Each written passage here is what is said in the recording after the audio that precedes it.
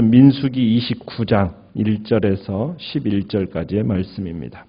민수기 29장 1절에서 11절입니다.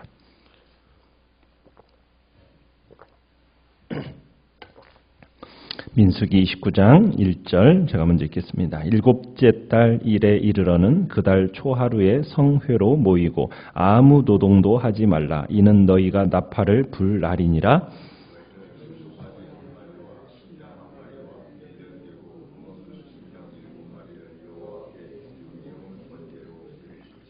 그 소재로는 고운 가루에 기름을 섞어서 쓰되 그 수송아지에는 10분의 3이요 순양에는 10분의 2요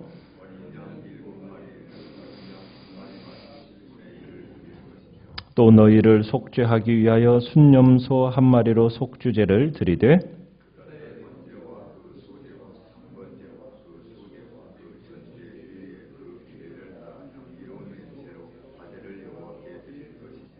일곱째 달 열흘날에는 너희가 성회로 모일 것이요 너희의 심령을 괴롭게 하며 아무 일도 하지 말 것이니라.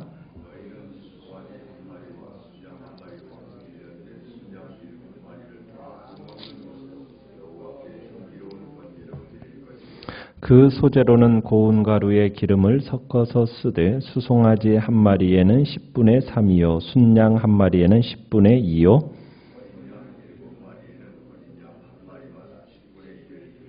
같이 읽습니다. 속주제와 상번제와 그 소제와 그 전제 위에 순염소 한 마리를 속주제로 드릴 것이니라.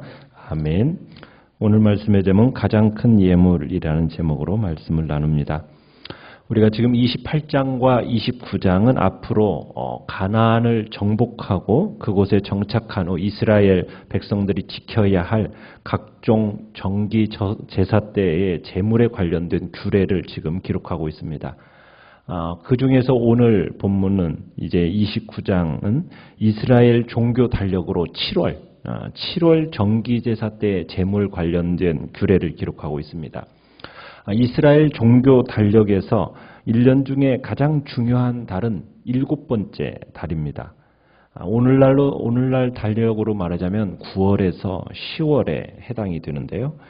이 달은 가을의 시작을 알리기도 하지만 중요한 절기들이 이 달에는 3개나 있기 때문에 이 달을 아주 중요하게 여기고 있습니다. 이 일곱 번째 달은 안식의 달이고 한 해의 농사를 이제 마치면서 이제 새롭게 준비하기 시작하는 시기가 바로 7째 달입니다. 그래서 바벨론 포로 오기 이후에는 이 종교월 이 7월을 정월로 이제 여기게 되고 새로운 한 해의 시작을 이렇게 또 7번째 달로 여기게 됩니다. 7번째 첫날을 뭐라고 얘기하고 있느냐면 29절에서는 나팔을 불날 이렇게 얘기하는데 나팔절이라고 이렇게 얘기합니다. 첫째 날에 나팔을 불어서 이제 특별한 달이 시작되었음을 알리는 거죠. 이 달이 얼마나 중요하고 특별한 것인지를 암시하고 있는 겁니다. 나팔이라는 것은 고대 근동에서는 여러 가지 기능이 있었습니다.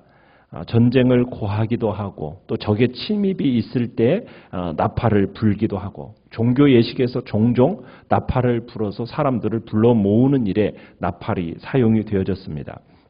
이제 종교 이때 이제 나팔절에서 나팔을 불므로 나팔절이 시작됨과 함께 이제 9일 후에는 속주일이 있습니다. 대속주일이라고 그러는데 7월 10일이 대속주일이고요. 그 다음에 2주 후에는 일주일 동안 진행되는 초막절, 순례절기의 초막절이 이제 있습니다. 그래서 이 절기들이 오고 있다라는 것을 나팔을 불어서 이제 알리는 겁니다. 나팔절에 2절부터 보시면 나팔절에 이제 드려지는 예물에 대해서 제물에 대해서 이 얘기를 하는데 수송아지 하나, 순양 하나, 1년 된 순양 7을 번제로 드리고 또 각 제물에 해당하는 전제 소제를 함께 드리고 또 이날은 초하루 날이니까 초하루 날에는 항상 초하루 제물이 들려졌듯이 초하루 제물이 들러가고요. 그 다음에 상번 제물 또 드리고 또 순염소 하나로 또 속주제로 또 드리게 됩니다. 이 나팔절은 영적으로 볼 때 성도들이 장차 새 하늘과 새 땅에서 새 삶을 살게 될 것을 상징하는 절기가 나팔절입니다. 나팔절 날 이스라엘 백성들에게 나팔 소리가 울려 퍼졌듯이 이제 예수 그리스도께서 이 땅에 다시 오시는 재림의 날, 그날에 이 땅에 새 하늘과 새 땅이 임하게 될 거고 그날을 알리는 울려 퍼지는 천군 천사의 나팔 소리가 있을 거라는 얘기입니다. 그래서 그때 나팔절 날 이스라엘 백성들이 성회로 모였듯이, 그래서 새 삶을 허락받았듯이, 하나님께 감사하면서 제사를 올렸듯이 이제 성도들도 새 하늘과 새 땅 거기에 모여서 새 삶을 살게 될 것을, 그래서 하나님을 찬양하고 하나님께 찬미의 제사를 올려드릴 그 날을 선포하는 천군 천사의 나팔 소리가 함께 시작될 것을 우리에게 암시하고 있는 겁니다. 우리는 예수 그리스도께서 이 땅에 오실 때 뭐와 함께 온다는 거예요? 천군 천사의 나팔 소리와 함께 이 땅에 재림하실 것입니다. 그러면은 이 땅은 새 하늘과 새 땅으로 바뀌게 될 것이고, 그러면 그 땅에 들어가서 이 땅에서와는 전혀 다른 새로운 삶을 우리가 살게 될 것입니다. 그러니까 하나님의 나라는 예수 그리스도께서 재림하신다는 이 사실을 알리는 천군 천사의 나팔 소리와 함께 시작이 되는 거예요. 그래서 성도들이 함께 모여서 하나님이 예비해 놓으신 그 복된 장소로 들어가게 되는 것이고, 하나님의 나라에는 아무에게나 허락된 장소가 아니라 이 나팔 소리를 들을 수 있는 자들이 들어가는 곳입니다. 그래야만 그곳에서 새 삶을 시작할 수 있게 되는 거예요. 그렇다면 우리가 이 나팔 소리를 들을 수 있기 위해서는 어떻게 해야 되겠는가? 예수님께서 비유로서 신랑을 기다리던 슬기로운 다섯 처녀와 미련한 다섯 처녀의 이야기를 알려주셨듯이 슬기로운 다섯 처녀처럼 항상 주의 말씀에 깨어 늘 성령의 충만함 가운데 있어야 한다는 얘기입니다. 그럴 때 우리가 언제 나팔 소리가 들리더라도 항상 들을 수 있는 자가 되어서 이 주님의 그 복된 하나님의 나라에 들어갈 수 있게 되는 것이기 때문이에요. 그래서 우리는 영적으로 깨어 있어야 되고 주의 오심을 알리는 그 나팔 소리를 다 듣고 주님을 맞이할 수 있는 복된 자리에 우리가 서야 될 것입니다. 그래서 우리는 주님의 다시 오실 그 재림의 날, 나팔 소리와 함께 오실 그 주님의 날을 우리는 기대하면서 기다리면서 준비하며 나아가는 복된 자리에 있기를 바랍니다. 7절을 보시면은 7월 일곱째 달 열흘은 무슨 날입니까? 속죄일, 대속죄일이라고 합니다. 이 속죄일은 1년에 한 번 대제사장이 속죄의 피를 들고 지성소에 들어가는 날입니다. 지성소에 들어가서 온 백성의 개인적인 죄, 민족적인 죄를 속하는 날이 이 날입니다. 그래서 속죄일은 이스라엘 절기들 중에서도 유일하게 금식하면서 근신하는 날이에요. 7절을 보시면은 너희의 심령을 어떻게 하라? 괴롭게 하라. 이 괴롭게 하라라는 금식하라는 얘기입니다. 그리고 아무 일도 하지 말고 성회로 함께 모여서 하나님께 속죄제를 드려라라고 얘기를 합니다. 여러분, 죄사함이라는 것은 자동적으로 당연히 일어나는 일이 아니라는 거예요. 죄사함이라는 것은 죄 용서받는 자들은 그 심령을 어떻게 해야 된다는 겁니까? 괴롭게. 무슨 얘기예요? 괴롭게 한다는 얘기는 어떤 얘기입니까? 그 마음에 애통해야 하는 심령으로 하나님 앞에 그 죄에 대한 자복함이 있어야 된다는 얘기입니다. 이날에는 자기의 죄를 생각하면서 하나님께서 정말 그 피로 말미암아 내 모든 죄를 용서하신다라는 그 용서가 얼마나 놀라운 것인가를 뭐 하라고요? 아무 일도 하지 말고 묵상하면서 보내라고 얘기합니다. 레위기 23장에 이 대속죄일에 대해서 얘기하면서 어떤 일을 해서는 안 된다라는 것을 반복적으로 강조를 합니다. 속죄를 받기 위해서 하나님 앞으로 나아가고자 하는 자는 또 반드시 그 죄로 인한 애통해하는 심령이 있어야만 한다는 거예요.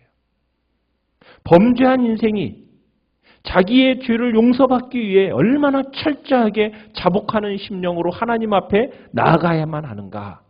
이것을 우리에게 잘 나타내주고 있는 겁니다.